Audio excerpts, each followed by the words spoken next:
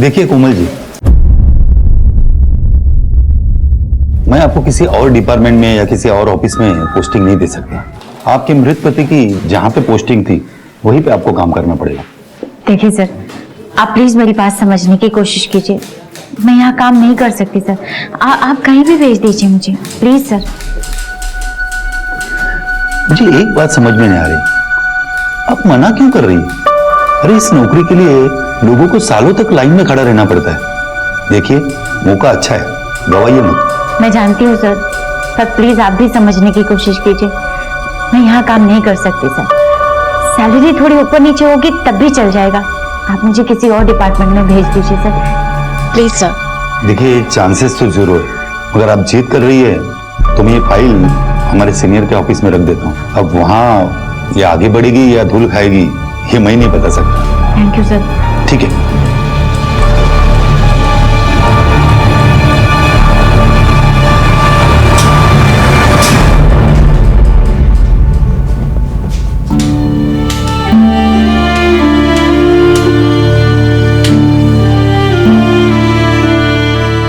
जिंदगी के उबड़ खाबड़ रास्तों पे चलते हुए अपनी मंजिल तक पहुंचने के लिए नजरों की नहीं, हौसलों की जरूरत होती है। मार्टिन लूथर ने कहा था कि उड़ नहीं सकते तो भागो, और अगर भाग नहीं सकते तो चलो, और अगर चल भी नहीं सकते तो रेंगो, लेकिन सही रास्ते से होते हुए अपनी मंजिल तक जरूर पहुंचो। हम लोग केवल शारीरिक रूप से विकलांग हैं, दिमाग से नहीं। और आपको पता है 2016 में ओलंपिक्स में हिंदुस्तान ने 2 मेडल्स जीते, लेकिन उसी साल के पैरालंपिक में हमने 4 मेडल जीते। भगवान ने आम लोगों को 2 आंखें दी, लेकिन हमें उनसे 4 गुना ज्यादा मजबूत हौसला दिया है। बात यहाँ पर नजर की नहीं है, नजरिए की है। कोमल अपनी जिम्मेदारी हम जैसा अच्छी तरीके से निभाती है दुनिया सर। बिल्कुल वैसी नजर आएगी। दुनिया को अरे देखने के लिए जगन! केवल आंखों की जी साहब। जरूरत नहीं। सबके लिए जो गिफ्ट्स लाए हैं वो जरा दे दो सबको। जी कोमल दीदी, जगन दीदी अमित सर गिफ्ट लेके आए हैं कुछ। तो लाओ ना, सबको बांट देते हैं। लाओ लाओ। जी दीदी।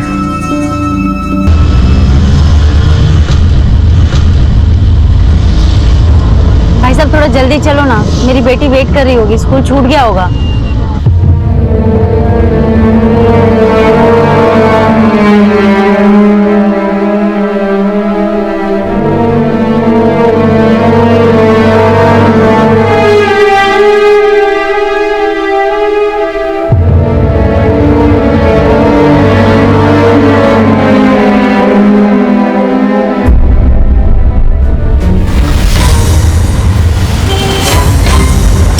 दादा स्कूल आ गया?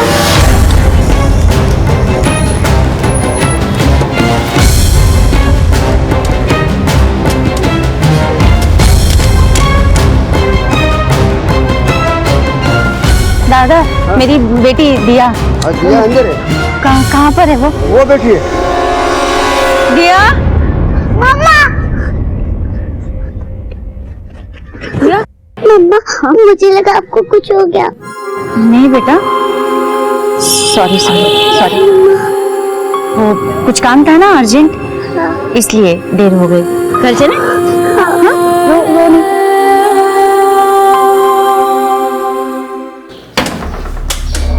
दिया जल्दी करो बेटा, हाथ मुंह धो लो, फिर खाना खा लेते हैं।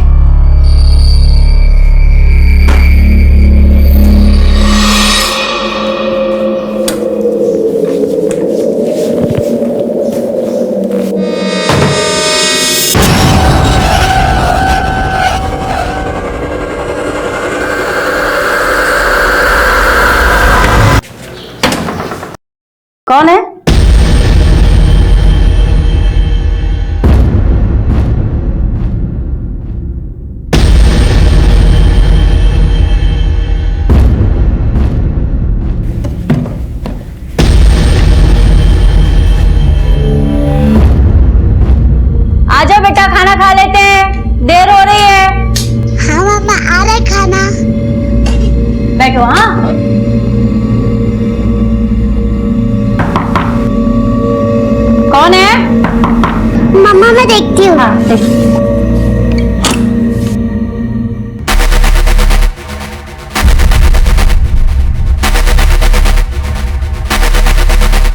कौन है दिया?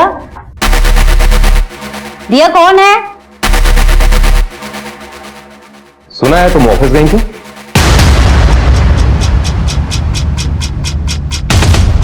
दिया? दिया? दिया?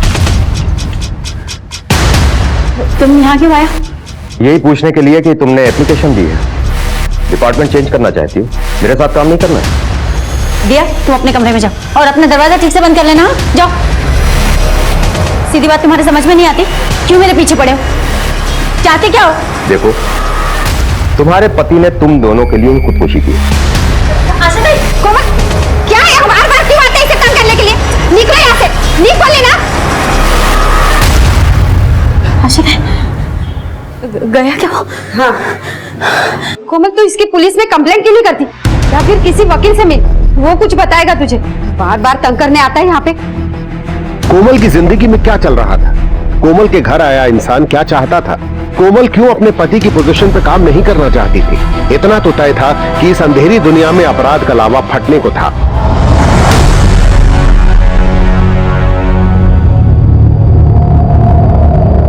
कौन है? कौन? कौन? कौन?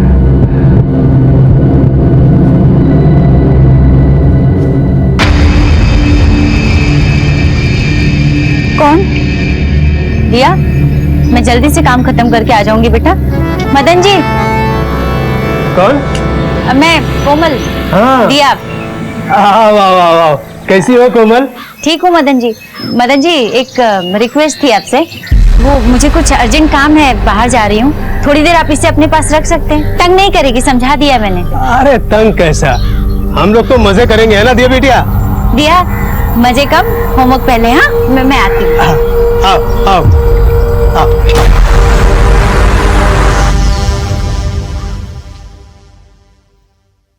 वरुण जी, इस विलेज का क्या करूं, कुछ समझ में नहीं आ रहा है। फिर से आया था, सोच रही हूँ कि पुलिस में कंप्लेन कर दूं, पर अगर मैंने पुलिस में कंप्लेन की तो जो नौकरी मुझे मिलने वाली है वो भी शायद नहीं मिलेगी। मैं सोच रही हूँ कि किसी वकील से सलाह मशवरा करके देखूं किसका क्या करना चाहिए। कोमल, तुम उस जॉब ऑफर को छोड़ क्यों नहीं देती? उससे उस विलेज से भी छुटकारा हो जाएगा तुम्हारा। तुम यहाँ पे जब तक चाहो काम कर सकती हो। पर आप जानते हैं, मेरी बेटी है, मुझे उसके फ्यूचर की टेंशन है।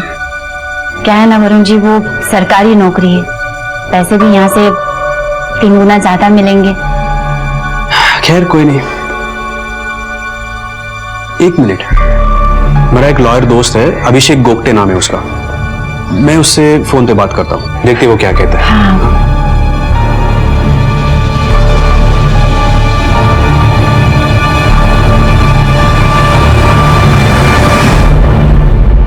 मैंने उससे अभी बात की है। हाँ। वो तुम्हें ठीक 11 बजे कल सुबह 4 को बस स्टैंड पे मिलेगा। मैं चलूंगा तुम्हारे साथ। नहीं वरुण जी, मैं चले जाऊंगी।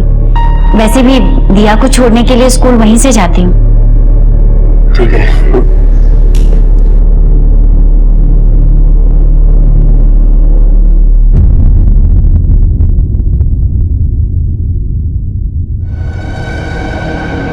अच्छा मदन जी, आती मैं, थैंक यू।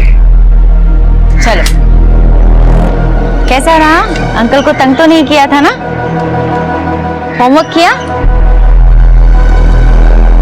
दिया? मम्मा, अगली बार मुझे आप कहीं पे जाओगे तो मुझे अपने साथ लेना, अंकल के साथ मत छोड़ना। क्या किया उन्होंने? कुछ गलत तो नहीं किया तेरे साथ? इधर उधर छुआ तो नहीं? मैं अभी चल के पूछती हूँ। नहीं, बस मुझे अच्छे नहीं लगते। अच्छा ठीक है, मैं छोड़ूंगी।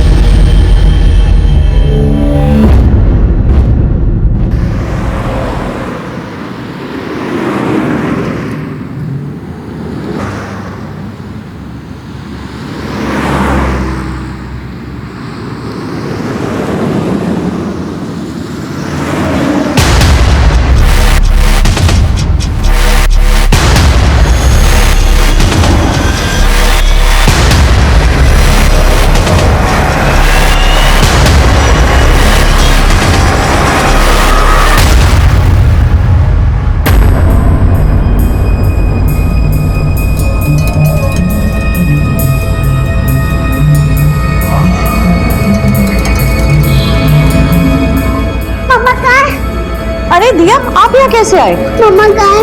मम्मा ने मुझे बोला था कि 1:30 बजे लेने आएंगे, 4 बज गए। मैं स्कूल भी लेने मैं घर आई। अच्छा ठीक है, तुम एक काम करो, अंदर जाके कुछ खाओ, मैं मम्मा को कॉल करती हूँ। ठीक है, जाओ। The number you are trying to call is currently switched off.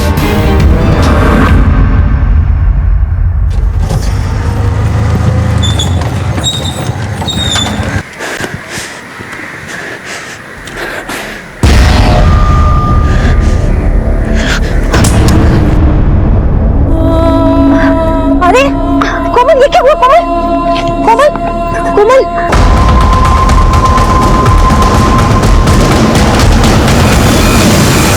Sir, एक पेशेंट है कोमल, जिसके साथ रेप हुआ है और वो ब्लाइंड है।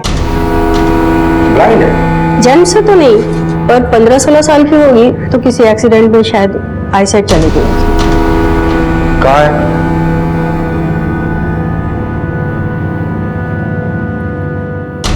कोमल जी, किसने किया ये सब कुछ?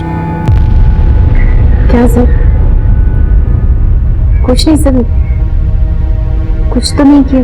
देखिए डॉक्टर मैडम ने हमें सब कुछ बता दिया है, आप भी बता दीजिए प्लीज। मैंने बोला ना सर, कुछ भी तो नहीं हुआ, बस वो तबीयत थोड़ी ठीक नहीं लग रही थी, शायद नेतू जी इसलिए मुझे यहाँ लेकर आ गई। कोमल जी, इस रूम में डॉक्टर और पुलिस के अलावा और कोई नहीं है। कोमल जी, डरने की कोई बात नहीं, पुलिस आपकी हेल्प करेगी, प्लीज बता दीजिए।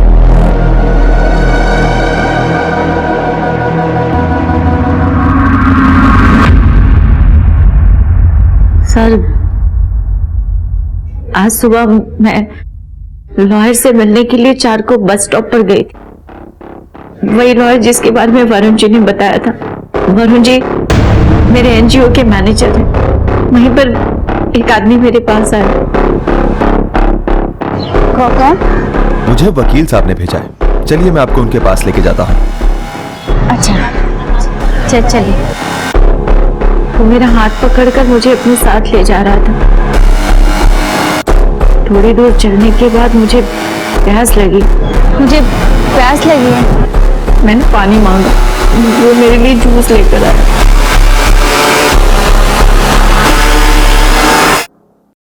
फिर वो मुझे किसी बिल्डिंग में लेकर गया। मैं वहां सीढ़ियां चढ़कर गई थी सर, इसलिए मुझे याद है। मुझे लगा शायद लॉयर के ऑफिस में लेकर जा रहा है। वहां ले जाने के बाद उसने मुझे वेट करने के लिए बोला। मैं बैठी तो मेरी समझ में आ गया सर कि वो सोफा नहीं, एक बेड है। मुझे खतरे का आभास हुआ सर।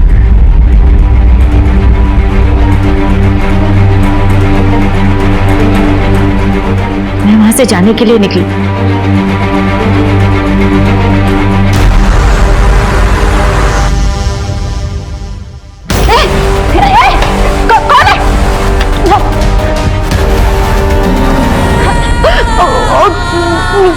मेरा मुंह बंद कर दिया सर, और उसने जबरदस्ती की सर।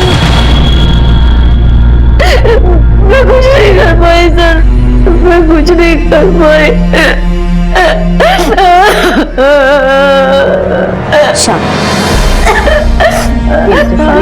पानी पी।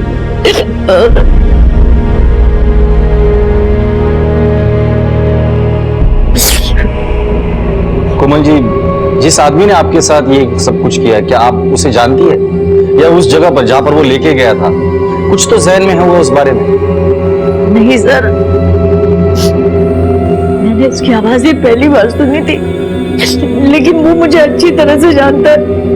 मेरी बेटी दिया को भी जानता है सर, क्योंकि उसने बोला कि वो उसे मार देगा सर, और मेरा वीडियो इंटरनेट पे डाल देगा सर। वो अच्छी तरह से जानता है कि मैं देख नहीं सकती, मैं उसे कभी पहचान नहीं पाऊंगी। शायद इसीलिए उसने मेरे साथ ये सब किया। वो मेरी बेटी को मार देगा सर, मेरी बेटी को मार देगा। कोमल जी, डरिए मत, आपकी बेटी की सुरक्षा की जिम्मेदारी अब हमारी है, और आपके साथ जिसने भी ये सब कुछ किया है उसे तो हम गिरफ्तार करके ही रहेंगे।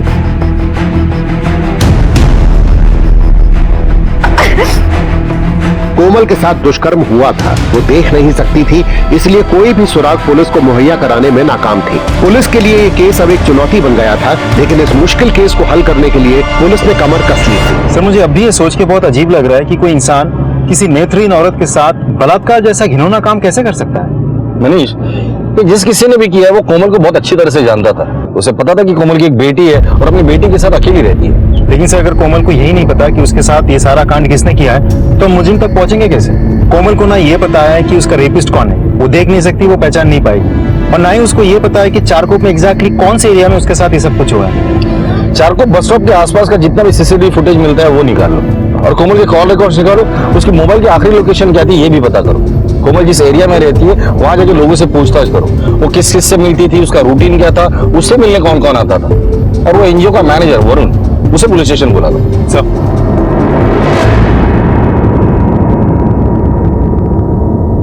वरुण, एक औरत जो देख नहीं पाती उसे अकेले तुमने भेज दिया था लॉयर से मिलने के लिए, क्यों?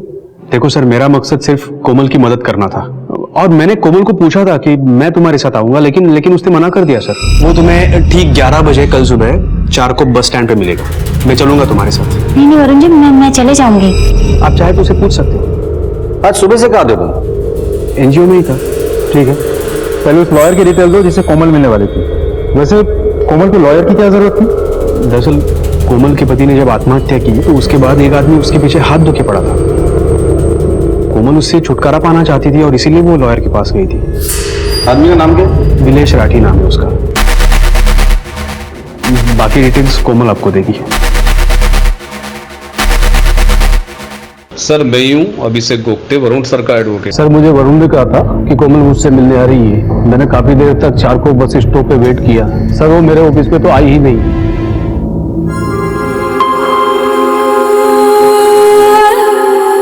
मम्मा, मम्मा आप ठीक हो ना? आप स्कूल नहीं आए थे तो मैं बहुत डर गई थी। बेटा वो आज नई जॉब के एप्लीकेशन देने गई थी ना, तो लेट हो गया। आगे से नहीं होगा, सॉरी। मम्मा आपको चोट कैसे लगी? वो जल्दी जल्दी आ रही थी ना तुम्हारे स्कूल के लिए, स्लिप हो गई। कोमल, कोमल मैंने खाना बना दिया है, खाना खा लेना। हाँ दिया, दरवाजा बंद कर लेना।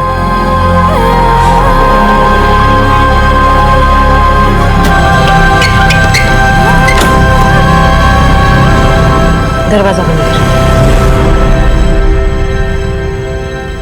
उसका नाम विलेश राठी है सर। जिस स्टेशन पर मेरे पति सुनील अनाउंसर का काम करते थे वो वहीं पर सुपरवाइजर है सर। उस समय मेरे पति के प्रमोशन की बात चल रही थी, लेकिन उसने उनके सामने एक बहुत ही घटिया सी शर्त रखी। कैसी शर्त? सर वो मेरे साथ, सर मेरे पति ने उसकी उस बकवास को नजरअंदाज कर दिया, लेकिन उसकी वजह से उसने उनका प्रमोशन रुकवा दिया। वो प्रमोशन हमारे लिए बहुत जरूरी था सर। अगर वो प्रमोशन हो जाता तो उनकी सैलरी 15,000 से बढ़कर 40,000 हो जाती। इसकी वजह से सुनील बहुत परेशान रहने लगे थे सर। प्रमोशन तो रुक ही गई है, शायद नौकरी भी हाथ से निकल जाए। समझ में नहीं आ रहा क्या करूं। विलेश भाई तो मेरी मजबूरी का फायदा उठाना चाहते हैं बस। विलेश ने सुनील को इतना परेशान किया सर कि एक दिन सुनील ने अपनी जान ले ली। पापा, पापा उठो पापा। दिया, क्या हुआ बेटा? वो ना मम्मा, पापा ने अपना हाथ काट लिया।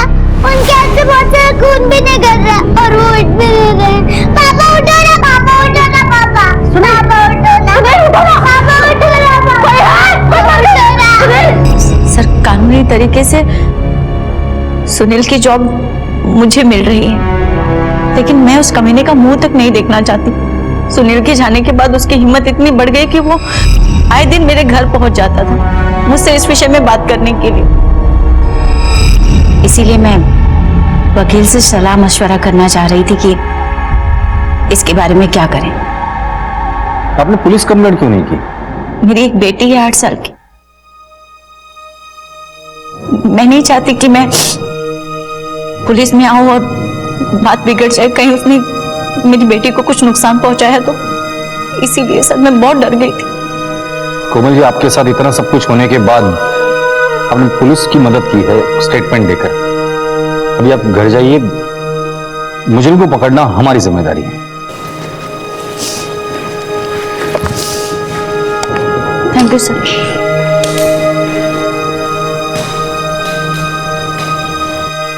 सर, तो कोमल को पाने के लिए विलेश इतना पागल हो गया था कि इसका रेप ही कर दिया।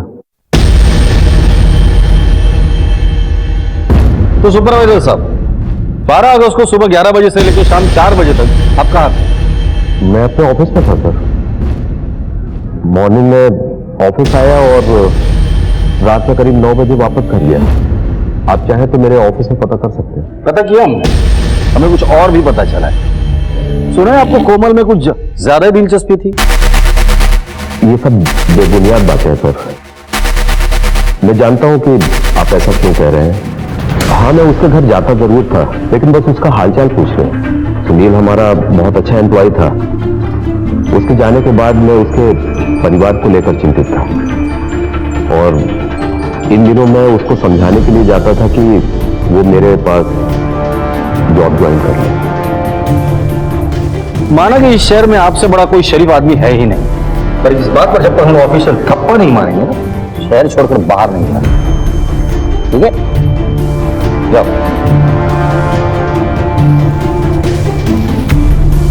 बहुत शातिर आदमी है, नजर रखना इस पर। इसकी ट्रायंगुलेशन रिपोर्ट निकालो, स्पेशली 12 अगस्त की। सर, देखो कोमल, मैंने तुम्हें पहले ही कहा था कि तुम और दिया यहां आके रहो, यहां ज्यादा सेफ है।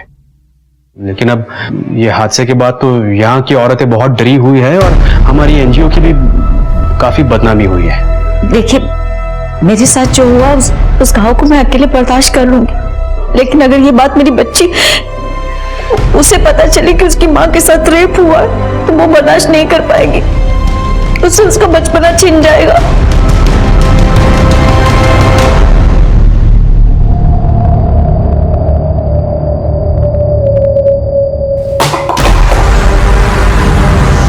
कौन है?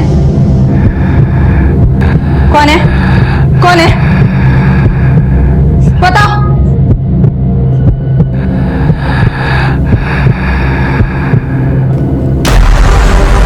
पुलिस ने अपने शक के आधार पर एनजीओ के सभी लोगों से पूछताछ की, लेकिन कोई भी ठोस दलील अभी भी हाथ नहीं आई थी।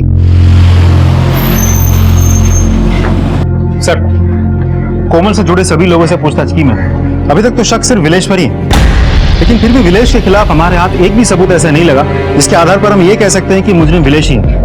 और विलेश के कॉल डिटेल्स भी चेक किए मैंने। उस दिन चारकोप में उसका मोबाइल एक्टिव नहीं था। हो सकता है वो अपना मोबाइल घर पर ही छोड़ कर गया हो, नजर रखना उस पर। सर, मैंने 12 अगस्त की चारकोप की सारी सीसीटीवी फुटेज चेक की, जिसमें मुझे एक बात खास मिली। सर ये देखिए, चारकोप सेक्टर नंबर 3 के इलाके से कोमल किसी आदमी के साथ चल जा रही है। फुटेज जरा क्लियर नहीं है क्योंकि वो आदमी बहुत दूर है। सर, इस एरिया के आसपास का सारा इलाका मैंने चेक किया, तो कहीं पे भी सीसीटीवी कैमरा नहीं दिखा। अब एक ही तरीका है, कोमल को इस एरिया में लेकर जाते, शायद उसकी मदद से कुछ सुराग हाथ लग जाए।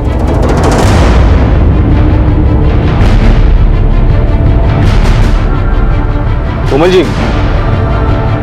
चारकोप बस स्टॉप तो यहीं पर है। क्या इसी बस स्टॉप पर आप रुकी थी? हाँ सर।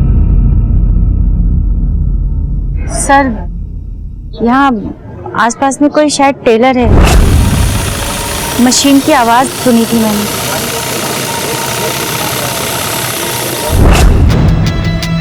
जी है यहाँ टेलर।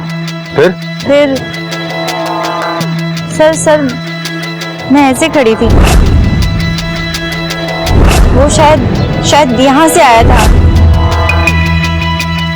आपने मुझे ऐसे किया और फिर बोला कि वकील के पास लेके चलता हूँ, और फिर हम सीधे चले गए थे दाहिनी तरफ। सर, अभी आगे दो तीन कदम की दूरी पर कुछ है जहाँ से नीचे उतरना है। यहाँ से कहाँ गई थी आप?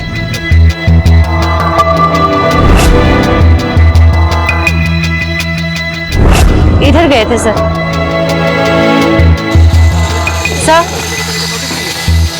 सर ये आवाज मैंने उस दिन भी सुनी थी। जी यहाँ काम चल रहा है। सर हम सही जा रहे हैं, हम सीधे गए थे और इसके बाद एक स्पीड ब्रेकर भी पड़ेगा सर। सर इसके बाद हम राइट में टर्न ले लिया था सर। सर यहाँ आसपास में शायद कोई मंदिर है। सर मंदिर, शायद इसी मंदिर की बात कर रही थी। जी जब आप वहां से यहाँ आई थी तो मंदिर आपके राइट साइड था या लेफ्ट साइड था?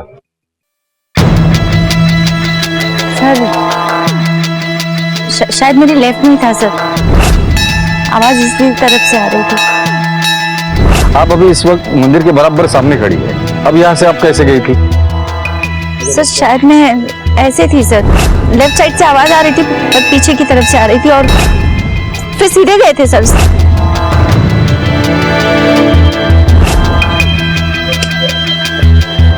सर यहाँ से रास्ता किस तरफ जाता है? लेफ्ट की तरफ। हाँ हम लेफ्ट की तरफ ही गए थे सर। थोड़ी दूर जाने के बाद पता नहीं किसी बहुत ज्यादा भीड़ भाड़ वाली जगह पे चले गए सर। चारों तरफ से आवाज आ रही थी, गाड़ियों का साउंड था सर। इस एरिया में अगर कोई सीसीटीवी मिलता है तो चेक कर, अगर सीसीटीवी है तो उसका फुटेज। 50 कदम की दूरी पर मुझे प्यास लगी थी, वो मेरे लिए जूस लेकर आया था सर।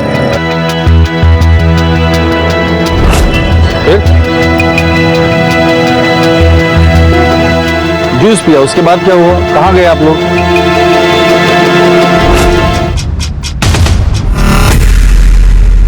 मुझे कुछ याद नहीं है सर, मुझे कुछ याद नहीं आ रहा सर। मुझे घर छोड़ दीजिए, मुझे मेरी बेटी के पास जाना सर। ठीक है, मुझे नहीं याद करना है सर। लेके जाएंगे।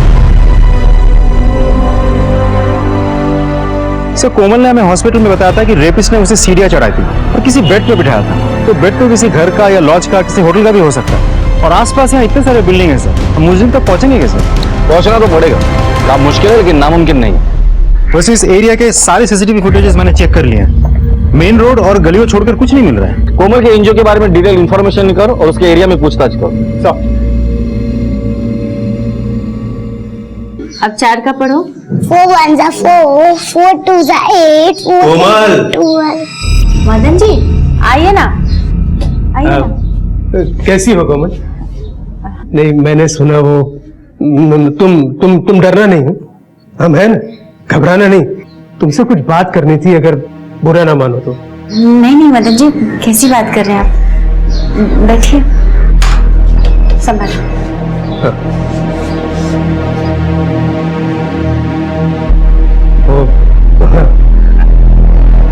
6 महीनों में कितना कुछ बदल गया ना। कोई और होता तो टूट जाता।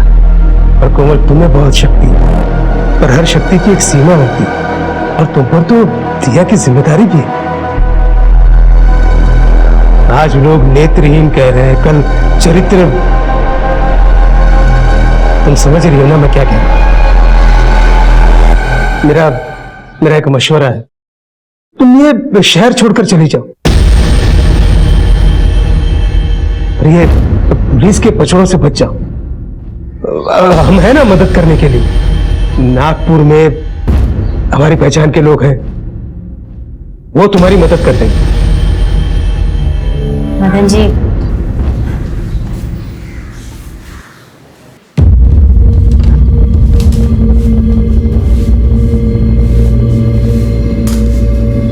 आप हमेशा मेरी हिम्मत की दाद देते हैं। आज आप ही शहर छोड़कर जाने का मशवरा दे रहे हैं। आप चिंता मत करिए, मैं संभाल लूंगी सर।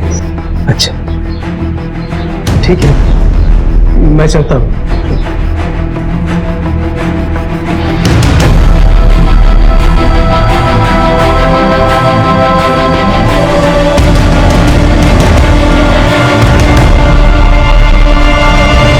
अब आप मेरे पे शक कर रहे हो? मेरा और कोमल का दर्द एक ही है, और मैं सिर्फ उसका दर्द बांटना चाहता था कलाकारों से। और कलाकार का दिल है ना, मोम का होता है। और उसी मोमबत्ती से तुमने कोमल की जिंदगी में आग लगा दी, क्यों?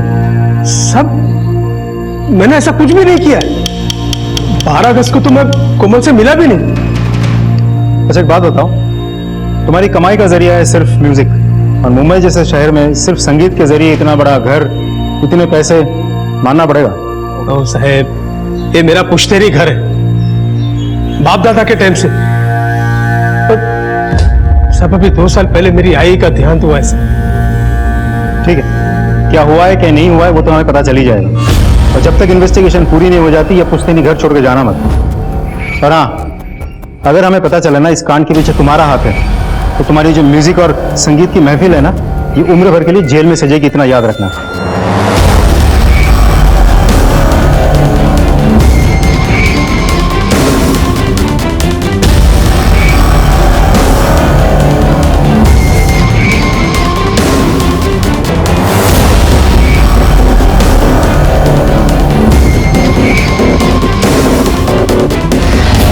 सर ये कामिनी है।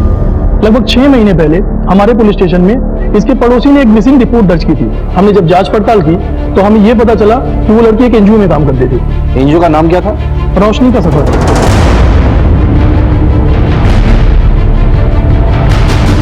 सर ये तो वही एनजीओ है जहाँ कोमल काम करती है। सर हम लोगों ने जब आगे छानबीन की तो हमें पता चला कि ये लड़की अपने गाँव गई थी, लेकिन गाँव से हमें ये रिपोर्ट मिली कि वो तो अपने गाँव पहुंची ही नहीं। उसके फादर का सर अक्सर फोन आया करता है, अपनी बेटी के बारे में पूछताछ करते हैं। सर ये तो एक मेजर लीड हाथ लगी है। Thank you. कामिनी लापता और कोमल के साथ बलात्कार हुआ, और ये दोनों एक ही एनजीओ में काम करते हैं। एक महज इत्तेफाक नहीं हो सकता, इस एनजीओ में कुछ तो गड़बड़ हो रही है। हाँ सर, कामिनी आपके नाम की लड़की इसी एनजीओ में काम करती थी। पता नहीं 6 महीने पहले बिना बताए चली गई यहाँ से। सर वो जहाँ रहती थी ना, उस एरिया की पुलिस यहाँ की पूछताछ भी करके चली गई। मैं तो खुद हैरान हूँ सर। हैरान तो हम लोग भी है। एक ही एनजीओ की 2 लड़कियों के साथ ये सब कुछ हो रहा है, क्या छुपा रहे हैं हमसे?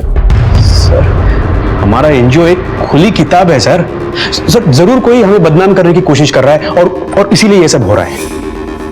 कौन कर रहा है बदनाम आपको? सर ये मैं कैसे बता सकता हूँ कौन बदनाम कर रहा है। आई होप आप सच बोल रहे हैं, लेकिन अगर इन्वेस्टिगेशन में पता चला कि आपने हमसे झूठ कहा था तो बहुत भारी पड़ेगा आपको।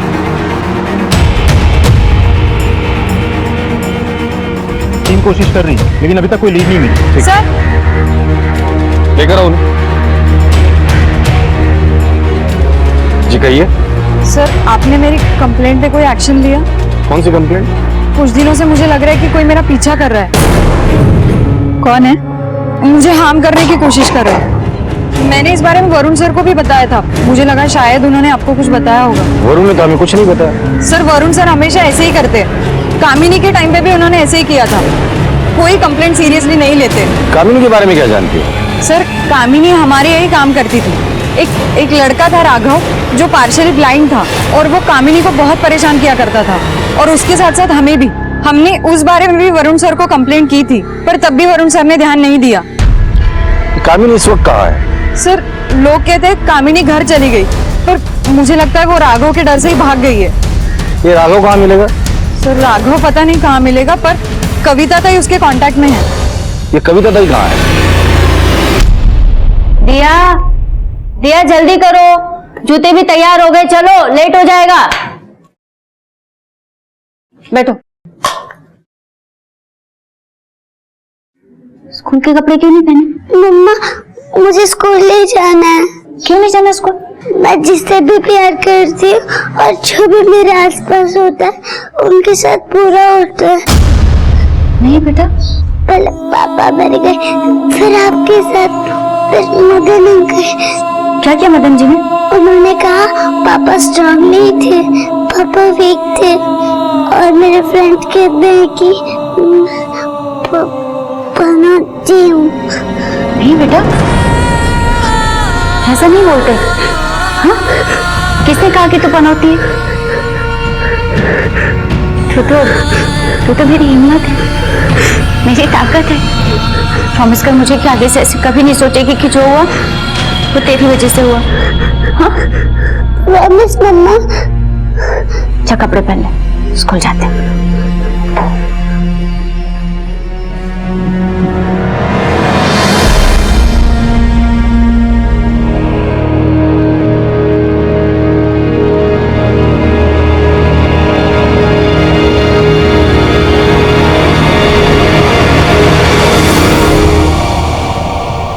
ओम, रमेश, अक्षय, वरुण, अमित, मदन, इनमें से ओम, रमेश और अक्षय एनजीओ में ही रहते हैं। कोमल इन तीनों को ट्रेन करती है। मैंने तीनों का बैकग्राउंड चेक किया, no criminal history found, no past record found, all clean. फिर नंबर आता है एनजीओ के मैनेजर वरुण और ओनर अमित के। अमित पैदाइशी नेत्रहीन है, बहुत अच्छे घर से बिलोंग करता है, पैसों की कोई कमी नहीं है। फिर नंबर आता है छठा और आखिरी सस्पेक्ट का, मदन। ये वरुण और अमित के बारे में एनजीओ के लोग क्या कहते हैं? एनजीओ में कोई प्रॉब्लम नहीं है, हर कोई हर किसी के साथ खुश है। उन लोगों ने यह भी कहा कि ये वरुण और अमित एनजीओ अच्छे से चले, इसके लिए कोई कसर नहीं छोड़ता। तो इसका मतलब ये सस्पेक्ट जो भी है वो एनजीओ से नहीं, कोई बाहर का है। हेलो, ठीक है सर, राघव का पता चल गया।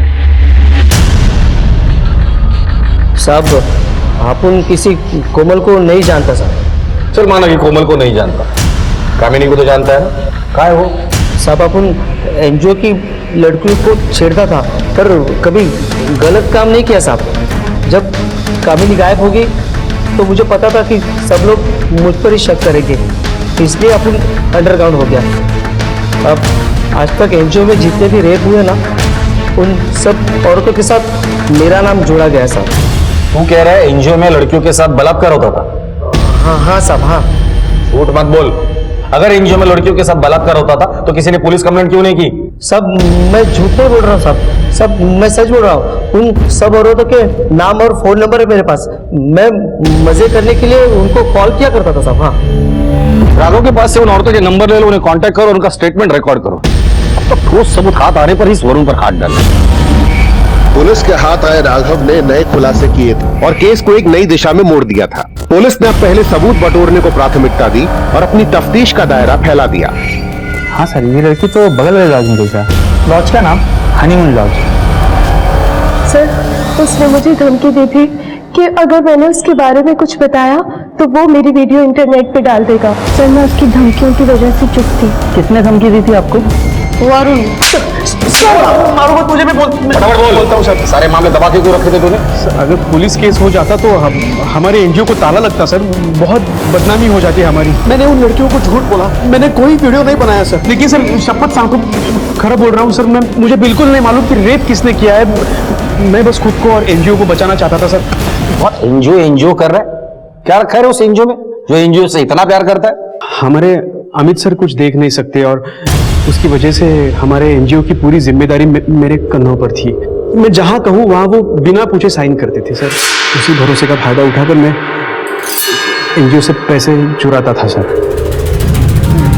सर अगर रेप की वजह से एनजीओ पे इंक्वायरी होती तो मेरा ये सच सामने आता, इसलिए मैंने ये मामला दबा के रखा सर। मुझे इस वरुण पे रत्ती भर भी भरोसा नहीं है, लेकिन एक सेकंड के लिए अगर मानते हैं कि वरुण सच बोल रहा है तो इन औरतों के साथ बलात्कार कर कौन रहा है और कहां कर रहा है?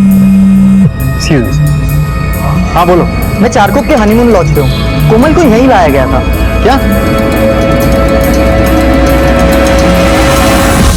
सर इनमें से कोई नहीं था कोमल के साथ में। ध्यान से देख और सच सच बता, इनमें से कौन आया था कोमल के साथ तेरे लॉज में? सर कोई नहीं था। बोलता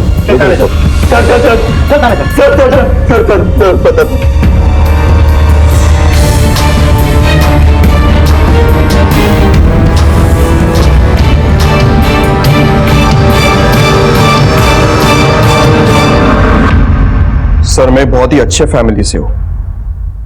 ये एनजीओ मेरे पिताजी ने मेरे लिए खोल के दिया था, मगर क्या फायदा सर, हर काम के लिए, हर एक चीज के लिए मुझे किसी ना किसी पर डिपेंडेंट रहना पड़ता था। कोई भी लड़की मुझसे शादी नहीं करना चाहती थी सर, इसलिए मैंने एनजीओ की एक औरत पर हाथ डाला। मेरे पास पैसे तो बहुत थे, अगर मैं चाहता तो इन्हें खरीद सकता था, लेकिन मैं इन सबको दिखाना चाहता था कि मैं किसी और से कम नहीं हूं। ऊपर वाले ने मुझे आंखें तो नहीं दी, लेकिन हर एक चीज को बारीकी से सुनने की और अंदाजा लगाने की शक्ति दी। जिसे मैं ऊपर वाले का अभिशाप समझता था, वो मेरे लिए एक वरदान बन गया। मुझ जैसे नेत्रहीन इंसान पर किसी ने भी शक नहीं किया। कई औरतों ने तो पुलिस कंप्लेंट भी नहीं की। कामिनी के साथ क्या किया था? वो कहाँ गायब हो गई? उसने मुझे मेरी आवाज से पहचान लिया था सर। अकेले तो तू मर्डर कर नहीं सकता और ना ही लाश को अकेले ठिकाने लगा सकता है। सर उसको मारा तो मैंने खुद था, लेकिन उसकी लाश को ठिकाने लगाने के लिए पैसों ने मेरी मदद की। मेरे ड्राइवर जगन को मैंने 25,000 रुपए दिए। उसने एक भी सवाल पूछे बिना मेरे सारे काम कर दिए। कोमल को तूने अपना शिकार कैसे बना लिया? सर जगन ने वरुण और कोमल की बातें सुन ली थी। वो तुम्हें कल 11 बजे चारकोप बस स्टॉप मिलने वाला है। मैं चलूंगा तुम्हारे साथ। नहीं, उसकी कोई जरूरत नहीं, मैं चले जाऊंगी। वैसे भी दिया को स्कूल छोड़ने के लिए उसी रास्ते से जाती हूँ। बाकी सारी औरतें तो जगन तेरे पास लेकर आता था, लेकिन कोमल के केस में जगन नहीं गया था, तू उसे मिलने गया था। क्यों?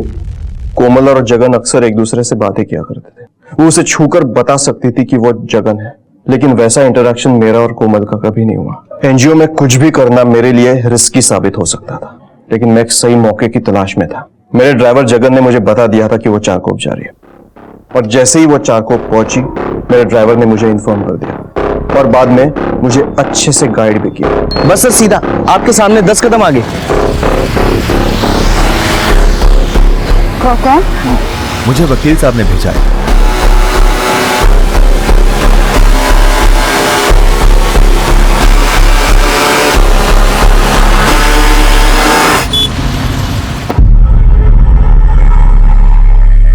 आप यहीं पर रुकिए, मैं वकील साहब को लेकर आता हूं। अगर तुमने इस बारे में किसी को कुछ भी बताया तो मैं तुम्हारी बेटी दिया को भी जान से मार दूंगा। लेकिन नीतू ने सारा खेल बिगाड़ दिया। उसने उसे हॉस्पिटल में एडमिट किया, जिसके बाद आप लोग इस केस में इन्वॉल्व हो गए। I was about to commit another perfect crime, sir. कुछ दिनों से मुझे लग रहा है कि कोई मेरा पीछा कर रहा है। इस दुनिया में आज तक ना ही परफेक्ट क्राइम हुआ है और ना ही होगा। आज तक तुमने सिर्फ अंधेरा देखा था, लेकिन आज के बाद तुम्हारे जीवन में सिर्फ और सिर्फ अंधेरा ही रहेगा, इसकी गारंटी मैं देता हूं तुम्हें। उस ड्राइवर जगन को भी उठाकर लेकर आना, जिसने इसके जुर्म में इसका साथ दिया। कोमल जहां जीवन में सैकड़ों संघर्ष होने के बावजूद हालात से लड़ रही थी, अपने साथ दुष्कर्म होने के बाद भी जिंदगी को समेटे हुए थी, अपनी सकारात्मक सोच की डोर को थामे हुए थी। याद रखिए, जो है, जैसा है, जितना है, उसी से औरों के काम आई है, और अपने अंदर कभी भी किसी हीन भावना या नकारात्मक सोच को पनपने न दीजिए। देखते हैं हमारे आज के एपिसोड की दूसरी कहानी।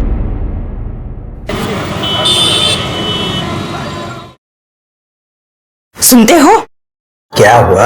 अरे हाँ, परिधि को बोलना कि जब वो ऑफिस से आ रही होगी ना तो बैंक से कुछ पैसा निकालते हुए आए। अरे ये सब छोड़ो, पहले मेरी बात सुनो। इससे पहले कि कुछ ऊंच नीच हो जाए, परिधि के लिए कोई अच्छा सा लड़का ढूंढकर उसकी शादी करवा दो। शादी कर दूं? परिधि चली जाएगी तो ये घर कैसे चलेगा? हाँ, तो आप नौकरी कर लेना ना। मैं? अब इस उम्र में कौन नौकरी देगा मुझको? करूंगा क्या? अरे कहीं जाकर के क्या चौकीदारी करना शुरू कर दूं? ना शाम को ही नौकरी कर लेगा। शाम को अगर कुछ करना होता ना कब तक कर चुका होता। 50,000 आते हैं तुम्हारे घर में तुम्हारी बेटी के। बात करती है, अगर शाम और मैं हम दोनों ही अपनी एड़ियां घिसेंगे तो इतना पैसा कभी नहीं कमा सकते हैं। तो क्या सारी उम्र कंवारी लड़की को घर बिठा के रखेंगे? सुनो, सुबह सुबह दिमाग खाना बंद करो। सब्जी जाओ, जाके नाश्ता लेके आओ, और खबरदार अगली बार से अगर कभी ये ऊट पटांग बात की तो।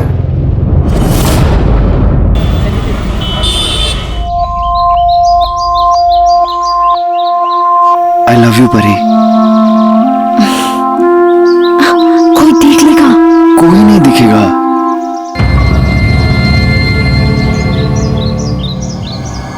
शाम ने फिर मारा तुम्हें? नहीं, वो बस नहाने का पानी थोड़ा ज्यादा गर्म हो गया था तो थोड़ा सा जल गया। अब अपने घर वालों के लिए मुझसे झूठ भी बोलने लगी हो? परी तुम कुछ भी कर लोगी उनके लिए, तब भी उन्हें कोई परवाह नहीं है।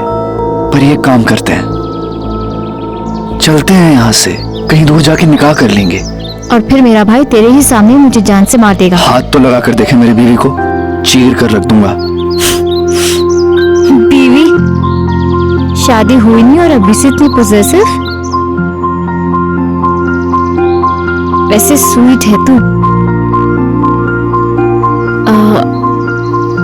मैं निकलती हूँ, देर हो रही है, ऑफिस जाना है ना। अभी तो आई हो, थोड़ी देर तो रुको। कोई देख ले कहाँ? कोई नहीं देखेगा, मैं बाइक से छोड़ दूंगा। बाद में मिलते हैं, अभी बहुत देर हो रही है, मुझे जाना है, प्लीज। इतने दिन बाद तो मिले हैं परी। बाद में मिलती हूँ। हाँ, अरे मैं छोड़ देता हूँ ना बाइक से। मुझे लेट हो रहा है। परी तुम बहुत जिद्दी हो।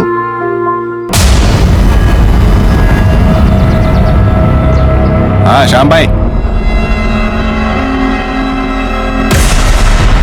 शाम सामने से हट। तुझे मना किया था ना मेरी बहन से मिलने के लिए। मैंने कहा सामने से हट। बहुत हो गया तेरा। अगली बार अगर मेरी बहन के पीछे आए ना तो याद रखना। अबे तेरी तो क्या करने का? तो तू जिंदा नहीं रहेगा। अरे कसाई का हाथ है, चीर के रख दूंगा, समझा? आज तो न कसाई रहेगा और न कसाई का हाथ। तेरी तू तेरी तेरी ये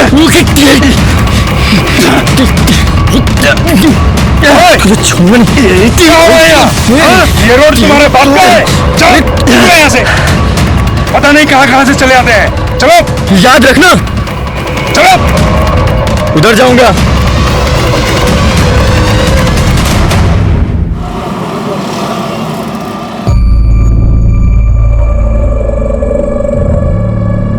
अरे परिधि बेटा, तुम आ गई ऑफिस से? अच्छा, और आज का ऑफिस कैसा रहा? अच्छा था पापा। मैंने तुझे बैंक से कुछ पैसे निकाल के लाने के लिए कहा था, तू लाई? हाँ। अरे तो मुझे दे दे बेटा। जी।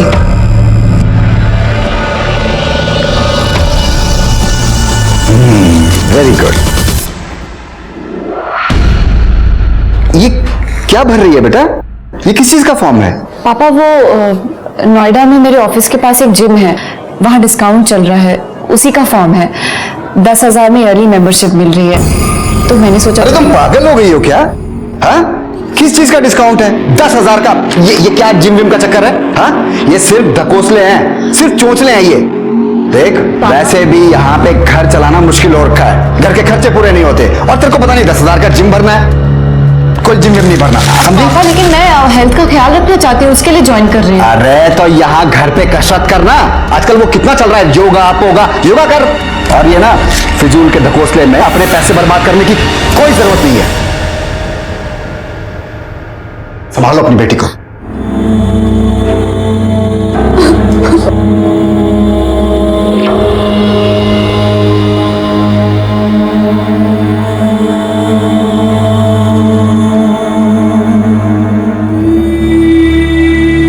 क्या है ये सब मम्मी? इतनी मेहनत करके दिन रात करके इतने सारे पैसे कमाती हूँ, और पापा और भाई मेरी मर्जी से मुझे एक पैसा खर्च नहीं करने देते। बेटा उनको छोड़ ले और तू जिम ज्वाइन कर ले। अपने पापा और भाई की बात मानने की जरूरत नहीं है।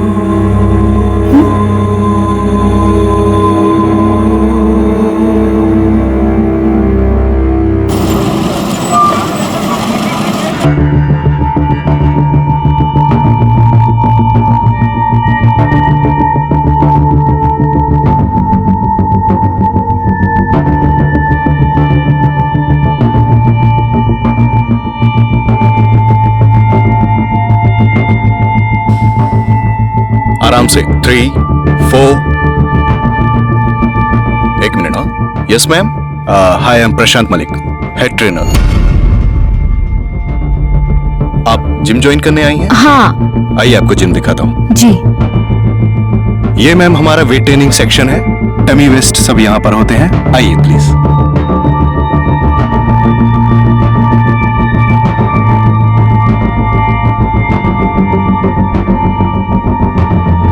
अच्छा मैम, इससे पहले आप कौन सी जिम जाती थी? ये मेरा फर्स्ट टाइम है।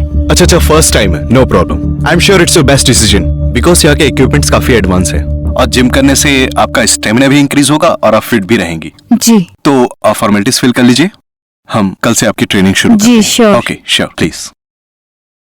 मैम, वो आपके पास स्पोर्ट्स ब्रा तो होगी ना?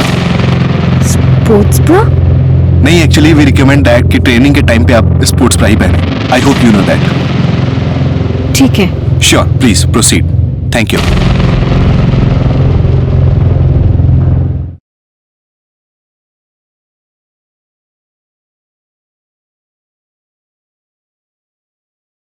अरे सोहेल,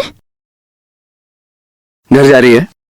हाँ। चल मैं छोड़ देता हूँ। तू पागल हो गया क्या? मैं तेरे साथ नहीं आ सकती, किसी ने देख लिया तो? कोई नहीं देखेगा, घर से पहले उतर जाना, घर तक नहीं छोड़ूंगा, ठीक है? तो अरे चल बैठ ना, चल बैठ ना। चल।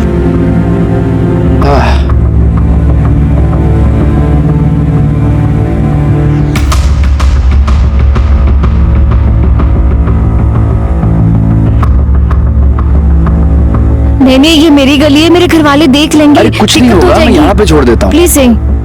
अरे यहाँ उतार रहा हूँ, चिंता मत कर। मेरा घर आने वाला है, यहीं पे छोड़ दो। अच्छा उतार रहा हूँ। ये कोई देख लेगा ना, दिक्कत हो जाएगी। बस बस बस बस इधर ही।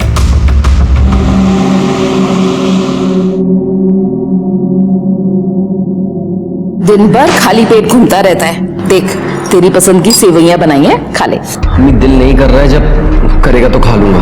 नहीं नहीं नहीं, खिलाओ खिलाओ नवाबजादे को। खाएगा नहीं तो लड़ने की ताकत कहां से आएगी इसमें? या अल्लाह, किससे लड़ाई की सुहेल ने? अरे और कौन, एक ही तो है इनका जिगरी दोस्त। सारी खुदाई एक तरफ और जोरू का भाई एक तरफ। पूछता हूँ आखिर क्या जरूरत है दूसरे मजहब की लड़की के पीछे भागने की?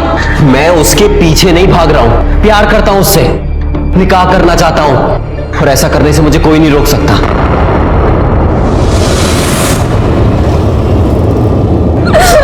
बेटा, तू उस लड़के को भूल क्यों नहीं जाती? तुझे तो पता है ना, तेरे भाई शाम को वो तेरा सोहेल बिल्कुल पसंद नहीं है। लेकिन मैं तो उससे प्यार करती हूँ ना माँ। लेकिन वो हमारे धर्म का नहीं है बेटा। हमारे धर्म का नहीं है तो क्या वो इंसान नहीं है? तुझे तो पता है ना, तेरा भाई गर्म दिमाग का है, अपने गुस्से पे काबू नहीं रख पाता है। तो क्या ऐसे ही जानवरों की तरह पिटती रहो उससे? अरे राखी बांधती हूँ उसे, इसलिए नहीं कि वो उन्हीं हाथों से मेरी जान ले ले।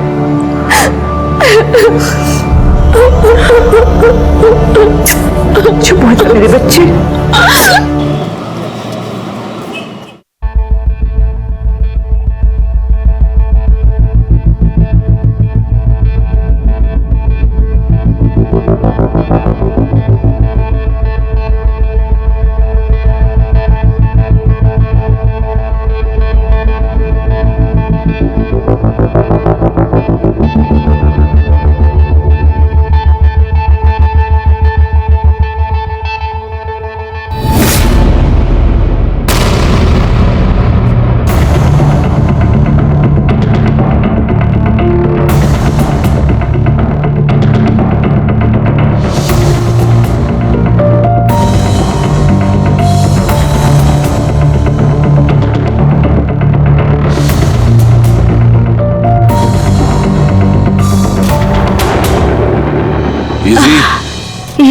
So it's done for the day and अपना प्रोटीन शेक पीना मत भूलना। All right. कल मिलते हैं। Sure, कल मिलते हैं। बाय। मैम, एक मिनट। कल मिलते हैं पर मेरे घर। आपके घर क्यों? मैम एक्चुअली मेरे पास कुछ है आपको दिखाने के लिए। आई होप आपको पसंद आएगा।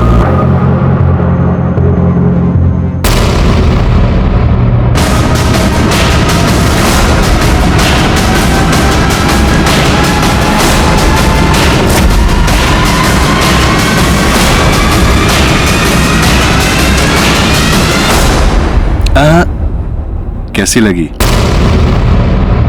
मस्त लगी ना? इतनी आसानी से नहीं छोड़ूंगा।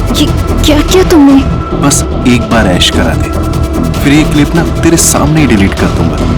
वैसे बाय गॉड क्या मस्त फिगर है तेरा यार। तो सुन, कल टाइम से घर पहुंच जाइयो। अगर नहीं आई ना तो गोली की स्पीड से वायरल करूंगा इस वीडियो को। बाकी तो देखती जाओ। तो सब के सब तेरी वीडियो ना ऊपर से नीचे तक देखेंगे। हाँ तो ठीक है मैम, कल मिलते हैं। बाय।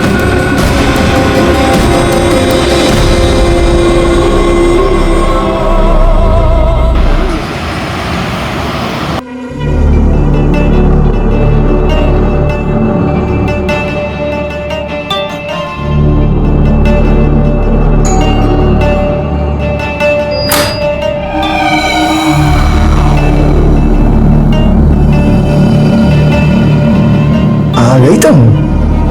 आओ आओ आओ। Welcome welcome.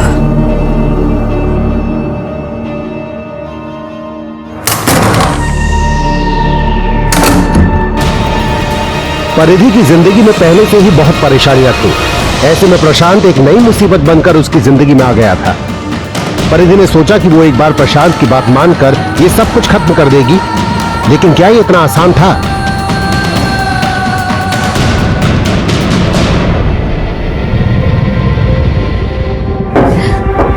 वो क्लिप। कौन सी क्लिप? अच्छा अच्छा क्लिप। ओ अच्छा अच्छा क्लिप क्लिप, ये वाला है ना, है ना, है ना? देखो अगर ऐसे रोगे ना तो डिलीट नहीं करूंगा। हंस के दिखाओ। हंसो हंसो। मन तो कर नहीं रहा इसको डिलीट करने का, पर अगर आप बोला है ना तो डिलीट तो करनी पड़ेगी यार। ये लो डिलीट। खुश, हैप्पी।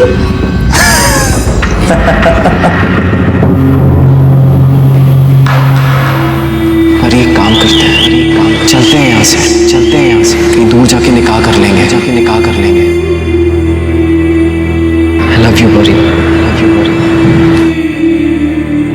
हाथ तो लगा कर देखी मेरी बीवी को, लगा कर देखी मेरी, चीर के रख दूंगा, चीर के रख। बीवी शादी हुई नहीं है और अभी से इतने पोजेसिव,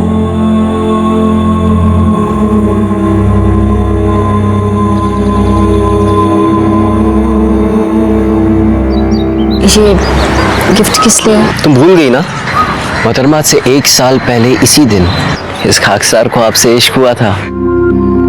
पूरे 1 साल हो गए हमें मिले हुए। हाँ।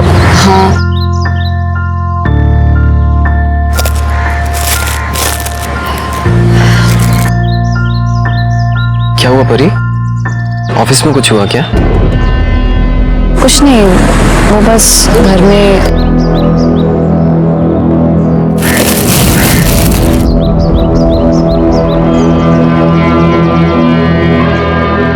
बहुत सुंदर है सोहेल, थैंक्स, लेकिन मैं तुम्हारे लिए कुछ नहीं ला पाई।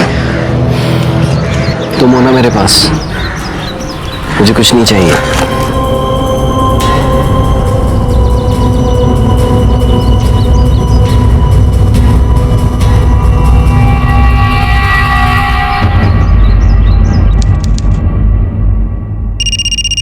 हेलो। हाय, तेरी आवाज सुनते ही ना शरीर में आग लग जाती है। कहाँ तू? आजकल जिम नहीं आ रही? मैं अब से जिम नहीं आऊंगी। क्यों? क्यों नहीं आएगी? ओ मैडम जी, रिफंड सिफंड नहीं मिलेगा, समझ गई ना? That's okay, मुझे कोई रिफंड नहीं चाहिए। अरे तेरे तेवर ना। अच्छा सुन, मेरे पास ना तेरे लिए एक स्पेशल गिफ्ट है। बेबी के लिए गिफ्ट लाया हूँ, गिफ्ट। मुझे तेरी कोई बकवास नहीं सुनी, ओके? फोन रख। ना, फोन मत काटियो, क्योंकि तेरा गिफ्ट अगर वायरल हो गया ना तो तू रातों रात स्टार बन जाएगी, बदनाम स्टार। पर अगर अब बोला है ना तो डिलीट तो करनी ही पड़ेगी यार। ये लो, डिलीट। हैप्पी? क्या है? सारी बात फोन पे ही करेगी क्या? आके मिल तो सही, मिल, देख कि तेरे लिए कौन सा गिफ्ट है। माँ कसम, तेरे पैरों के नीचे से ना जमीन खिसक जाएगी। तो फिर आज शाम मेरे घर? मैं नहीं आऊंगी। आएगी मेरी जान।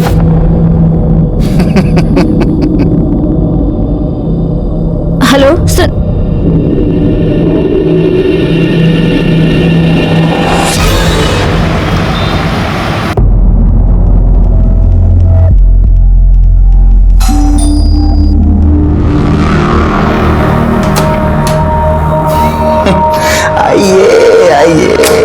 आपका ही तो इंतजार था।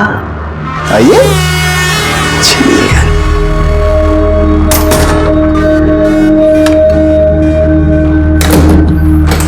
क्या लेंगे आप? ठंडा या कुछ हॉट चाहिए? क्या है तुम्हारे पास? वो क्लिप? सुन, मैं ना अपनी बात का एकदम पक्का हूं। तेरे सामने डिलीट की थी ना क्लिप, की था? माला यार, इतना गिरा हुआ समझ लिया है, लेकिन सुन, मैं ना मैं ना उससे भी ज्यादा गिरा हुआ हूं, समझी? और पता है, उस क्लिप में तो कुछ भी नहीं दिख रहा था, पर जो अब वीडियो है ना उसमें तो बहुत कुछ दिख रहा है यार, बहुत कुछ दिख रहा है। देखेगी? देख देख देख।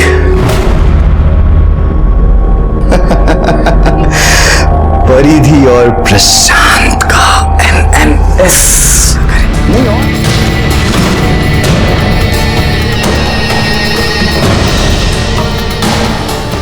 अरे रे रे रे रे चुप। मुझे पता था कि तुम ऐसे ही छटपटाओगी, लेकिन अगर ऐसे छटपटाओगी ना तो कमर में मोच आ जाएगी, और अगर मोच आ गई तो बाम तो मुझे ही लगाना पड़ेगा। छो मुझे। अरे छूंगा नहीं तो तुम्हारे कपड़े कैसे उतारूंगा, और कपड़े नहीं उतारूंगा डार्लिंग, अब तुम कहीं नहीं जा सकती, कहीं भी नहीं। और अब तो तुम बिल्कुल वैसे फंस गई हो जैसी कांटे में मछली। सुन, अगर अब आने में आना खाने की ना तो ये वीडियो सबको दिखा दूंगा। मेरा उद्धार चाहे हो ना हो, पर बाहर के सब लोंडों का मस्त उद्धार होगा। सारे 380।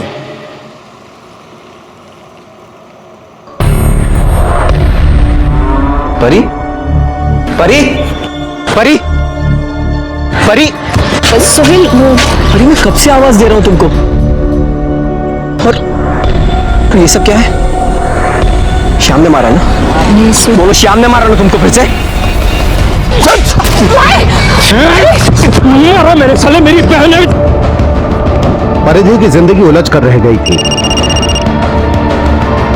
एक तरफ उसका भाई उसके प्यार के खिलाफ था, और दूसरी तरफ वो प्रशांत के चंगुल में फंस गई थी। परिधि अपने दर्द को और बर्दाश्त नहीं कर पाई, और उस शाम को उसने सोहेल को सब बता दिया।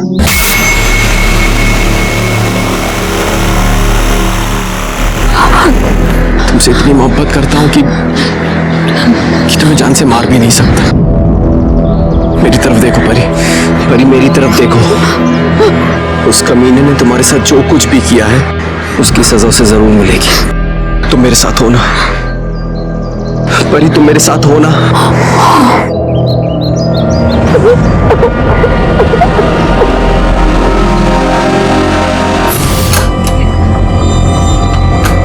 तुम अंदर।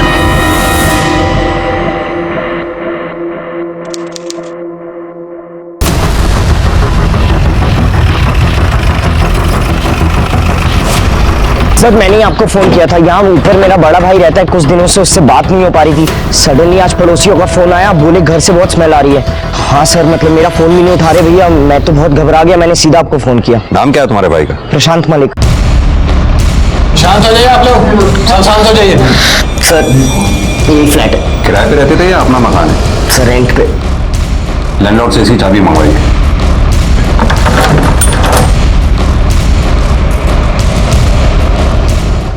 भैया भैया भैया उठो, हाथ मत लगाइए। भैया भैया फ्लैट की तलाशी लो। सर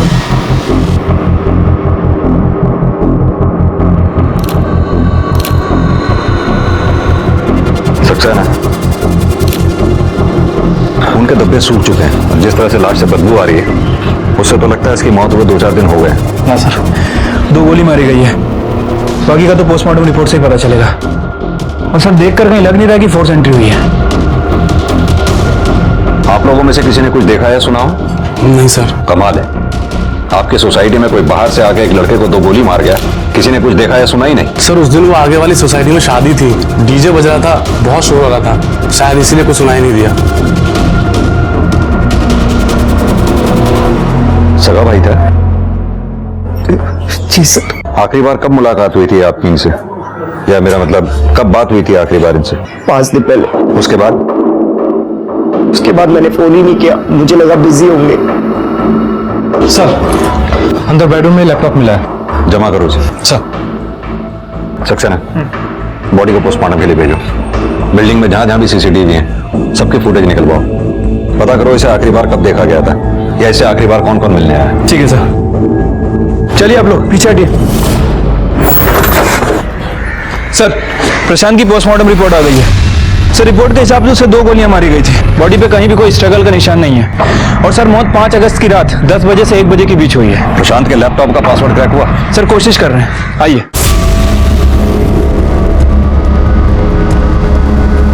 सर ये देखिए, ये सोसाइटी की 5 अगस्त की सीसीटीवी फुटेज है।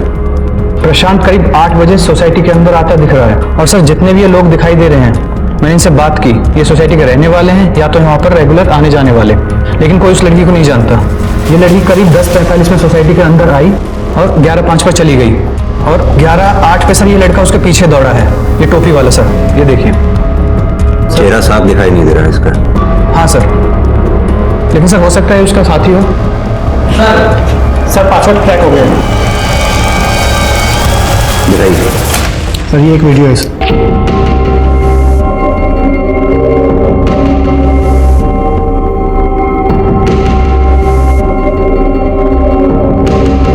सक्सेना, ये लड़की के साथ जो कुछ भी हो रहा है उसकी मर्जी के खिलाफ हो रहा है। हो सकता है ये प्रशांत इसे ब्लैकमेल कर रहा हो। लेकिन सर ये लड़की मना भी तो नहीं कर रही है। एक मिनट, जरा रिवाइंड करना, पॉज करो, जूम करना। सक्सेना, ये स्टोन कुछ जाना पहचाना सा लगता है। एक मिनट, लाल सर, अभी जो फुटेज तुमने दिखाई है जरा दोबारा दिखाओ। सर हाँ, पॉज करो, जूम करो जरा इधर। सक्सेना, ये वही स्टोल है जो उस फुटेज में उस लड़की ने पहना हुआ है। यानी कि ये लड़की वही है जो उस रात प्रशांत से उसके घर पर मिलने आई थी। सुशांत को थाने बुलाओ, शायद वो इस लड़की को पहचानता हो। ये जो लड़की तुम्हारे भाई की सोसाइटी में दिख रही है, तुम जानते हो इसे? नहीं सर, मैंने तो कभी नहीं देखा इसे। कौन है सर ये वही है जिसने तुम्हारे भाई को मारा है। क्या? पर इसको मेरे भाई से क्या दुश्मनी हो सकती है? सर मेरे भाई के तो कोई भी दुश्मन नहीं थे सर, बहुत अच्छे इंसान थे मेरे भाई। एक अच्छे बेटे, एक अच्छे भाई। सर नेशनल लेवल के बॉक्सर थे वो। सर इनफैक्ट घर की सारी जिम्मेदारी उठाई हुई थी उन्होंने। बॉक्सिंग और जिम से भी जो पैसे मिलते थे वो भी घर खर्च पे लगा देते थे वो। किस जिम में काम करता था तुम्हारा भाई? Sir Noida fitness gym. Sir Prashant यहाँ का बेस्ट जिम इंस्ट्रक्टर था। मुझे तो यकीन ही नहीं हो रहा कि उसका मर्डर हो गया। उसकी किसी से दुश्मनी है, लड़ाई? नहीं सर, इनफैक्ट प्रशांत बहुत फ्रेंडली था। लेडीज बहुत कंफर्टेबल फील करती थी उसके साथ। इनफैक्ट किसी ने आज तक उसकी कंप्लेन नहीं की। उसकी कोई खास दोस्त वोस्त थी क्या, जैसे कोई लड़की? नहीं सर, मुझे तो ख्याल नहीं है। सक्सेना, इस लड़की को जानती हैं आप? नहीं सर, ख्याल नहीं आ रहा है। वैसे भी आपके जिम में इतने मेंबर्स हैं, कहाँ ध्यान रहता होगा आपको? आप प्लीज रिकॉर्ड चेक कीजिए।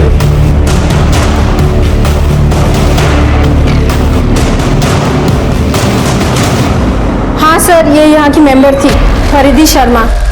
1-2 दिन आई, फिर अचानक से गायब हो गई। गाजियाबाद से है। सर परिधि को जिम जाते हुए 2 से 3 दिन हुआ था और उसके बाद ये प्रशांत के साथ थी। परिधि हाथ में आ जाए सब पता चल जाएगा। ये भी हो सकता है कि प्रशांत उसे पहले से जानता हो। एक मिनट सर, आ दुबे। अच्छा ठीक है सर, प्रशांत का बैलिस्टिक रिपोर्ट आ गया है सर। उसे देसी पिस्टल से 2 गोली मारी गई थी। सक्सेना, एक काम करो, दिल्ली और एनसीआर में जितने भी पिस्तौल बेचने वाले हैं सबसे बात करो। ठीक है सर।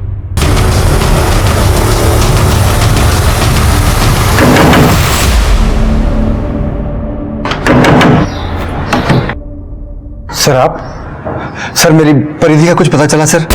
मेरी बेटी साहब, हमारी बेटी 5 अगस्त को हर रोज की तरह अपने ऑफिस गई थी नोएडा में, लेकिन जब वो शाम तक लौट के नहीं आई तो हमने यहाँ के थाने में रिपोर्ट लिखवा दी थी। आप लोगों को देखा तो हमको लगा कि हमारी बेटी की कोई खबर आई होगी। यहाँ की पुलिस ने उसका फोन चेक किया। उन्होंने बताया 5 तारीख को करीब रात के 9 बजे उसका फोन बंद हो गया था। इसे जानते हैं आप लोग? नहीं तो कौन है ये? आपकी बेटी ने नोएडा में जो जिम ज्वाइन कर रखा था, ये वहां का ट्रेनर है। शायद आपकी बेटी का अफेयर चल रहा था इसके साथ। क्या बकवास है ये? हमारी बेटी को जिम भी नहीं जाती थी साहब। आप तो मां हैं, आपको पता होगा आपकी बेटी जिम जाती थी या नहीं? हाँ साहब, उसके पापा ने मना किया था, लेकिन फिर भी मेरे कहने पर उसने जिम ज्वाइन किया था।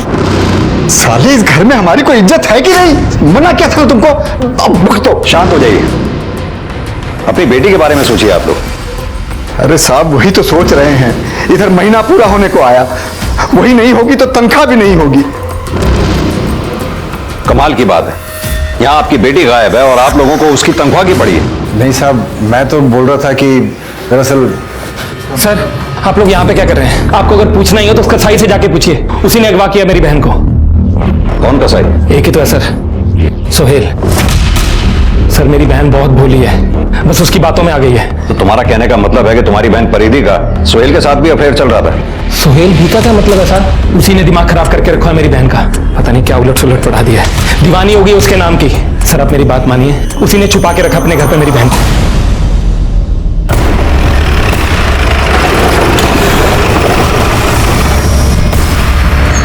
आइए सर, यही अगवा कर रखा।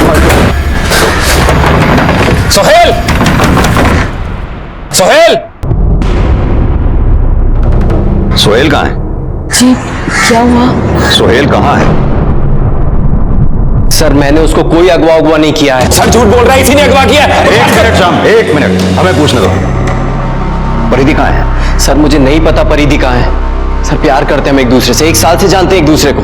आखिरी बार कब मिले थे परिधि से? सर 4 अगस्त को। सर उसके बाद मैंने उसे ढूंढने की बहुत कोशिश की, पर उसका कुछ पता नहीं चला। सर मुझे पक्का यकीन है इसने ही कुछ किया है। रोज मारता था सर परिधि को ये। झूठ बोल परिधि को। अगर मुझे पता चला कि तुम लोगों ने चुपके से शादी की है तो काट कर रखूंगा, याद रखना। अरे चल, देखिए देखिए आपके सामने। शांत हो जाइए। सोहेल, तुम्हें परिधि के बारे में जैसे ही पता चले सबसे पहले तुम हमें बताओगे। जी सर। चलो।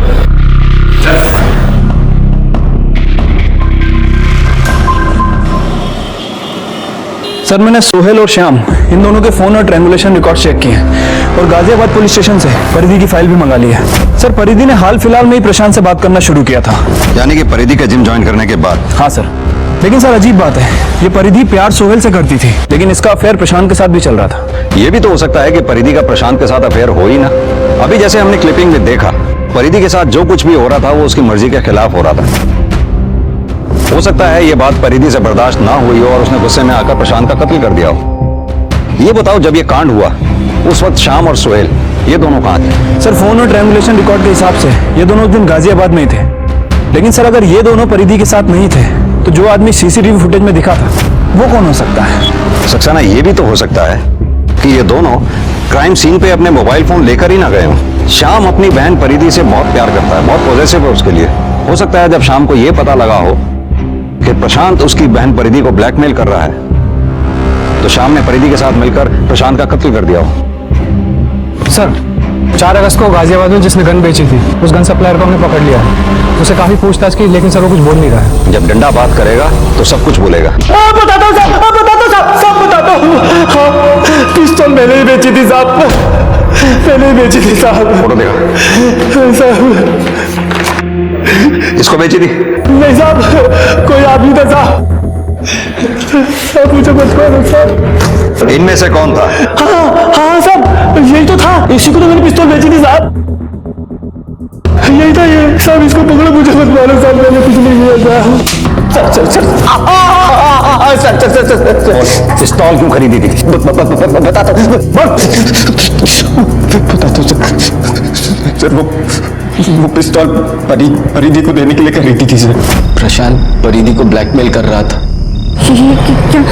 क्या करेंगे इसके साथ? बस उसे डराना है और उसे वो कैमरा वापस लेना है। उसके बाद वो तुम्हें कभी भी ब्लैकमेल नहीं कर पाएगा। लेकिन उसने कैमरा वापस नहीं किया तो? गोली मार देना, खत्म कर देना उस कमीने को। परी नहीं तो वो तुम्हें जीने नहीं देगा। लेकिन सोहेल ऐसे, मैं जो कह रहा हूँ वो करो, और वहां से सीधा नोएडा आतिफ के घर आ जाना। मैं तुम्हें वहीं मिलूंगा, वहां से कहीं दूर जाके निकाह कर लेंगे, ठीक है? लेकिन मुझे चलाना नहीं आता, मुझे नहीं पता कि मैं हूं ना, मैं सब समझा दूंगा, ठीक है? उस पर भरोसा है ना? उस दिन परिधि प्रशांत के घर से सीधा आतिफ के घर जाने वाली थी, पर वो वहां पहुंची ही नहीं।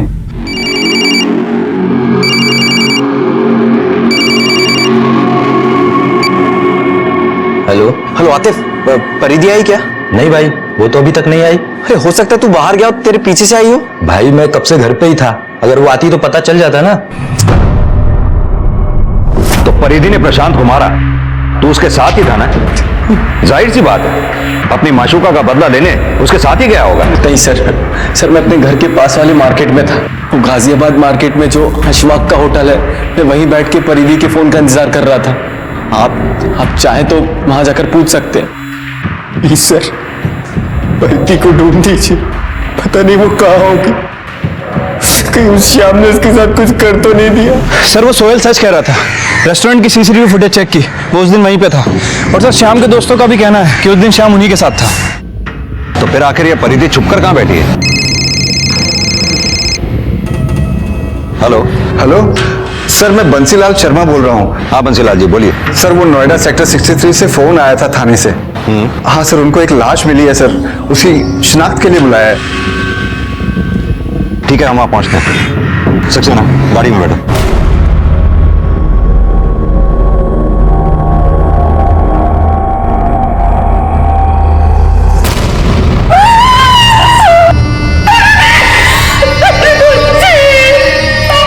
सर काफी इंटरनली इंजरीज है, बहुत दर्दनाक मौत रही होगी। सर लाश डंपिंग यार्ड में मिली है, बदबू के कारण किसी को पता नहीं चला। कुछ कचरे वाले ने देखा, फिर हमें इन्फॉर्म किया। सर मर्डर चोरी के मकसद से नहीं किया गया है, क्योंकि लाश के पास ये पर्स मिला, उसके अंदर कुछ पैसे और ये कपड़े मिले। पर्स में ये गन भी मिला है और ये हैंडीकैम भी था।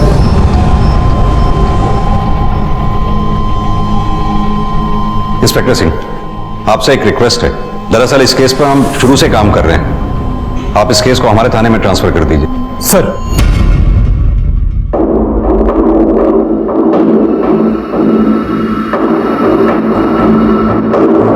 सक्सेना, इस कैमकॉर्डर में वही फाइल है जो प्रशांत के लैपटॉप में थी। मतलब साफ है कि प्रशांत ने यह फाइल अपने लैपटॉप में सेव करके रखी हुई थी। हाँ सर, और सर यही बात शायद परिधि को पता ना हो, इसलिए जब वो प्रशांत के घर गई तो कुछ ऐसा हुआ होगा कि तुम आओ अंदर।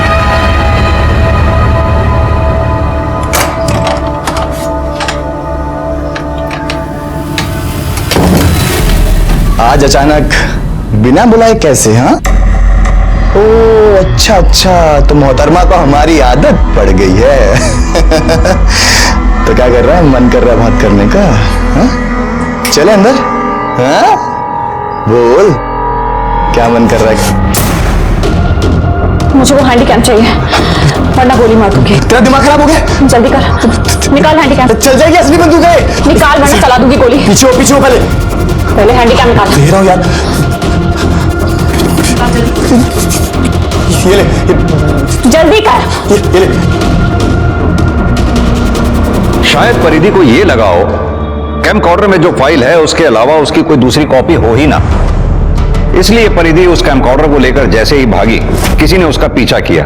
हो सकता है परिधि को इस बात का आभास हो गया हो कि कोई उसका पीछा कर रहा है, इसलिए वो उस तयशुदा जगह पर ना जाकर के जो जगह सोहेल ने और उसने डिसाइड की थी कहीं और चली गई है। हाँ सर, एक पॉसिबिलिटी और हो सकती है। हो सकता है श्याम को प्रशांत के बारे में पता चल गया हो और गुस्से में आकर उसी ने परिधि को मारा हो, क्योंकि सर वैसे भी वो परिधि के साथ मारपीट करता था और जब हमें परिधि की बॉडी मिली उसके साथ पहले काफी मारपीट हो चुकी थी। सर परिधि का बाप ये काम नहीं कर सकता, क्योंकि बाप के लिए बेटी सोने के अंडे देने वाली मुर्गी है। सर आई एम श्योर ये काम श्याम ने ही किया है। क्यों? सक्सेना, सोहेल भी तो हो सकता है। सोहेल की गर्लफ्रेंड किसी दूसरे के साथ बिस्तर पर सो रही थी, जाहिर सी बात है कि सोहेल को गुस्सा आया होगा, इसलिए सोहेल ने पहले परिधि के हाथों प्रशांत को मरवाया हो और फिर बाद में उसने परिधि को मार डाला। यानी कि एक तीर से दो निशाने। सोहेल पेशे से कसाई है, खून बहाना उसके लिए कोई बहुत बड़ी बात नहीं है।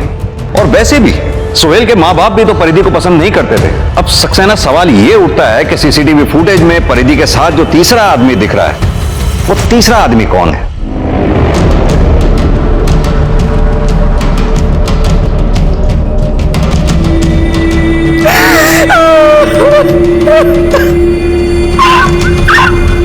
अरे भाई, लेकिन परिधि की पिछले महीने की तनख्वाह तो दो।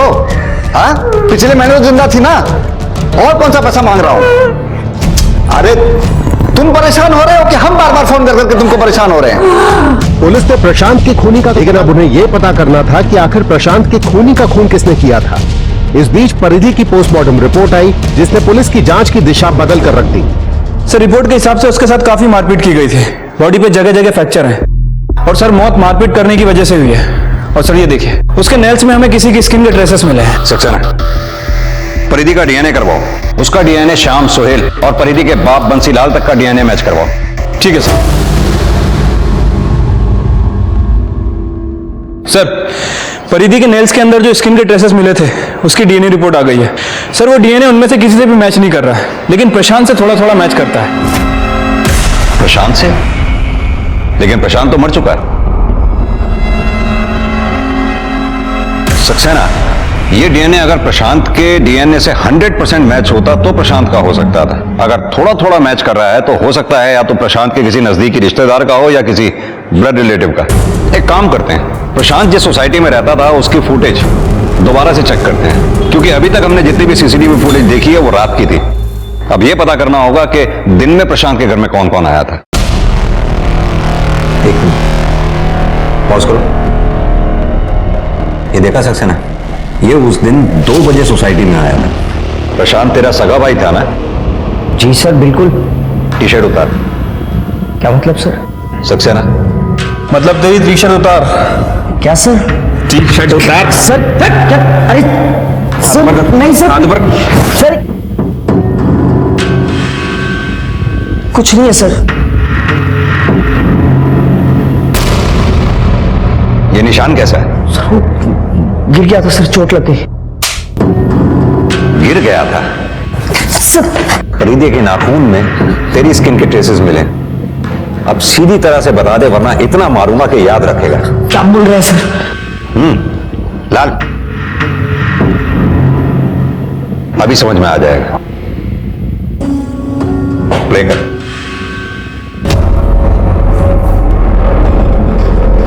गौर से देख, दोपहर को तू प्रशांत के घर पे ही था उस दिन। आगे दिखाओ।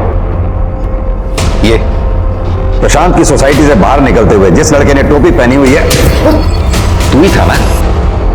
बोल। जी सर, उस दिन मैं दोपहर से ही भैया के घर पे था। कौन है?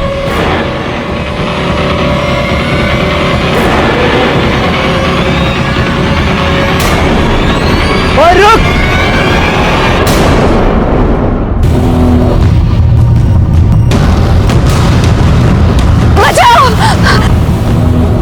रुक!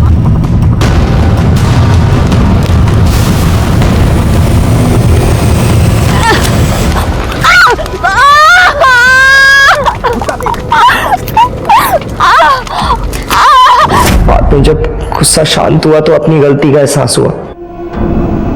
मैंने डिसाइड किया मैं चुप रहूंगा सर। मैं परिधि से मिल चुका था सर। मुझे तो लगा वो भैया की गर्लफ्रेंड है, लेकिन उसने मेरे मासूम भाई की जान ली थी सर। तेरा भाई उतना भी मासूम नहीं था जितना तू उसे समझ रहा है। वो परिधि को ब्लैकमेल करके उसके साथ जबरदस्ती कर रहा था। परिधि ने कानून हाथ में लेने की गलती की, लेकिन तूने जो गलती की है उसकी सजा तुझे जरूर मिलेगी, ये बात पक्की है। परिधि के साथ जो कुछ हुआ वो बहुत बुरा था, लेकिन अगर वो पहली बार में ही पुलिस के पास आ जाती और अगर सुशांत ने भी थोड़ी समझदारी दिखाई होती तो वो भी आज सलाखों के पीछे नहीं होता।